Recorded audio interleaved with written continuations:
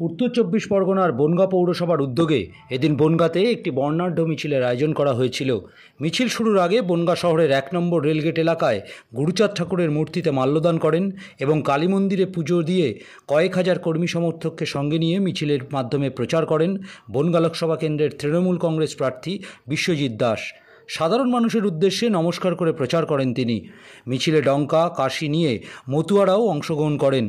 গাজন সন্ন্যাসীরাও এই মিছিলে পা মেলান। এদিনের এই মিছিলের প্রথম সারিতে হাঁটেন রাজ্যসভার সাংসদ মমতা বালা ঠাকুর, বনগাঁ পৌরসভার chairman Gopal Sheth, vice chairman Jyotsna Adhya সহ তৃণমূলের একাধিক নেতা নেত্রীরা। বনগাঁ লোকসভা কেন্দ্রের তৃণমূল কংগ্রেস প্রার্থী বিশ্বজিৎ জানিয়েছেন, আজ সবে শুরু হয়েছে, আগামীতে তৃণমূলের মিছিলে বনগাঁ অবরুদ্ধ হয়ে যাবে। জেতার ব্যাপারে 200% আশাবাদী বলেও জানান। থেকে এক্সট্রা নিউজের জন্য কৃষাণু ঘোষ দস্তিদারের রিপোর্ট।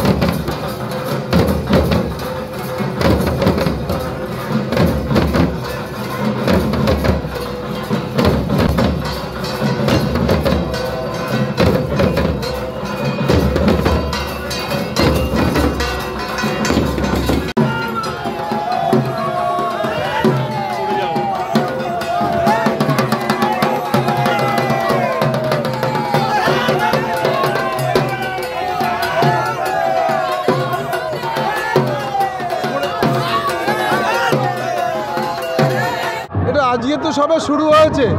বনগাঁ শুধু পৌরসভার মধ্য দিয়ে প্রায় অর্ধেক মানুষকে নিয়ে আমরা আজকে করছে বনগাঁ পৌরসভার চেয়ারম্যান।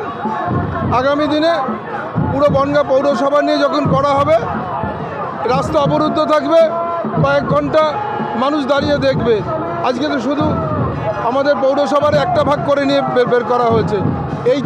এইটা দেখবার পরে আমার মনে হয় বনগাঁর যে মমতা বন্দ্যোপাধ্যায়ের বনগাঁ, এই বনগাঁর মানুষ মমতা বন্দ্যোপাধ্যায়ের প্রিয় মানুষ, সেই জায়গায় আবার নতুন করে প্রমাণ হলো যে বনগাঁর মাটি তৃণমূল কংগ্রেসের দুর্জয় ঘাঁটি, বনগাঁর মানুষ মমতা বন্দ্যোপাধ্যায়। সমস্ত মানুষ ভালো থাকুক, তাদের সকল যে মনস্কামনা, দিদির যে ইচ্ছা অনুসারে দিদি বনগাঁর মানুষকে তো ভালোবাসতেন, বনগাঁর মানুষকে দুহাত ভরে দিয়েছেন। বনগাঁর মানুষেরও প্রিয় মানুষ মমতা ব্যানার্জি। তাই আগামী দিনে মমতা বন্দ্যোপাধ্যায় তার যে মনস্কামনা, তার যে ইচ্ছা যে বাংলার মাটিতে 42-এ 42 হবে, তার জন্য তার মঙ্গল কামনায় আমরা এই পুজো দিলাম। প্রথমেই বলেছিলাম, আমরা যখন শুরু করেছিলাম 2 লক্ষ ভোটে জয় নিয়ে শুরু করেছি এবং যত দিন যাবে মার্জিন ধরাছোঁয়ার বাইরে বেরিয়ে যাবে। না, বনগাঁ শহরের মানুষ বলছে দিদি আসবে বারবার, আর এবার মোদি হবে ঝাড়খণ্ড। এই জায়গায় চৌকাঠ গ্যারান্টি মোদি এবং তার দালাল শান্তনু ঠাকুর, যারা এপার বাংলার মানুষকে ওপার পাঠানোর ব্যবস্থা করছে, তাদের বিরুদ্ধে এবার মানুষের ভোট হবে। কেন, বাংলার এই বনগাঁর অধিকাংশ মানুষই পূর্ব বাংলার সঙ্গে যোগ আছে। সুতরাং তাদের বিতাড়িত করার জবাব এবার বিশ্বজিৎ দাসকে জোড়া ফুলে ভোট দিয়ে এমন একটা ভোটের মার্জিন তৈরি হবে যা বনগাঁর ইতিহাসে কোনোদিন হয়নি।